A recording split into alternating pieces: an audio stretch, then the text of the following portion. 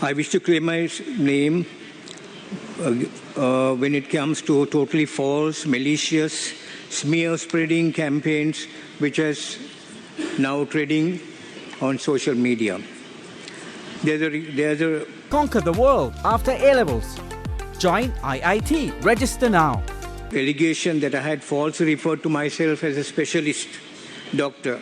I wish to clearly state that this matter, during the last general elections, certain third-party workers featuring the names of common candidates incorrectly referred to me as a specialist doctor. This term has never been used by me ever in my clinic letterheads, prescription pads, official seals, stationery or visiting cards. As soon as I became aware of this error in the common list of candidates for Colombo, I instructed the relevant individuals to halt the distribution of these materials and to ensure that no further circulation occurred. However, by the time some of the leaflets had already been distributed. Furthermore, any of us who have addressed political meetings, big or small, know that those introducing us sometimes exaggerate us with glorified titles or comparisons which is unfounded. I also might want to like to make myself clear.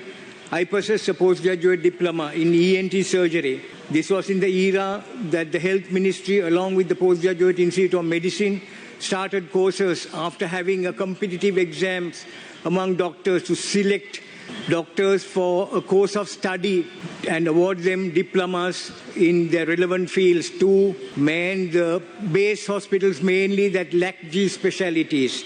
At that time, there was exams that were held to recruit doctors for training under specialized units in the main hospitals. There were diploma in child health, there was a diploma in ophthalmology, and there were diploma in laryngo-otorhinology, and even anesthetists were trained and awarded diploma so that they can go and manage base hospitals where such specialties lacked and such consultants were not available. Likewise, I was selected after a competitive exam in the Health Ministry and trained as a DLO surgeon to go and manage. My last appointment in the government health sector was ENT surgeon in New Aurelia. New Aurelia-based hospital caters to a wide segment of the state population, economically very useful contributor to the economy of this country, but sad to say at that era more than now, highly health-wise, healthcare-wise, they were highly compromised. We performed surgeries that were life-saving. Wherever there is airway obstruction, you as a doctor, honorable speaker, would know that what an important surgical procedure tracheostomy is, what an important surgical procedure removal of foreign body from the airway, which otherwise would cause certain death. And there is no time to transfer. If you take New Aurelia, the ambulance has to go all the way to Peradeniya Hospital.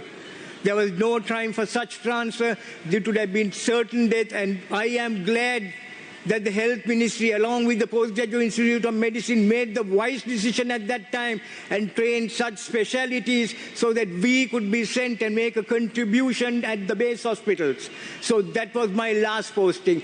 But I again wish to reiterate that since 2019, when the Sri Lanka Medical Council brought in regulations to have a specialist register, or even before that, I never identified myself as an ENT surgeon or an ENT specialist.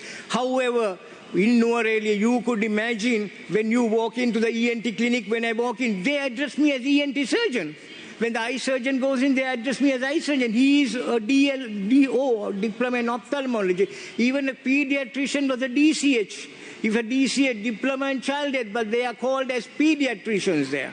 But I never advocated them to call me as such. But what am I to do? I'm not going to knock on the heads of the patients who call me that. They might call me ENT surgeon. That is wrong nomenclature. But that is the fact I could say. So probably I think somebody who knew me from that time went and wrote this in the poster. That was a poster for common candidates of which I had nothing to do with it. I have my own, very little of my own canvassing material that I printed never carries this name. Another malicious allegation is that I am not registered to even practice in Sri Lanka and that I am not a doctor. I categorically say that this claim is blatant false, misguided and misleading. To set the record straight, I hold a valid certificate of registration from the Sri Lanka Medical Council, which unequivocally states in black and white that I am lawfully entitled to practice medicine and surgery in Sri Lanka. This certificate, like all SLMC or Sri Lanka Medical College issued certificates, needs to be validated every 5 years with a payment of a fee. Honorable Speaker, you would know that. And also, I have done that validation 5 times since I first received it. My private general practice is registered in Colombo Central, is registered under my name and my SLMC registration, which is in turn validated every year by the Private Health Services Regulatory Council attached to the Ministry of Health. This is validated every year, and I'd like to say that the provincial director comes, inspects my clinic, inspects my documents, go through the procedures in my dispensary, the little laboratory that I have, and make sure that everything is in order before this is validated. I have always conducted myself professional in my public life and with transparency and honesty, and I welcome scrutiny. Finally, I thank you, Honourable Speaker, for giving me the opportunity to address this matter. Crunchy goodness for hunger on the go.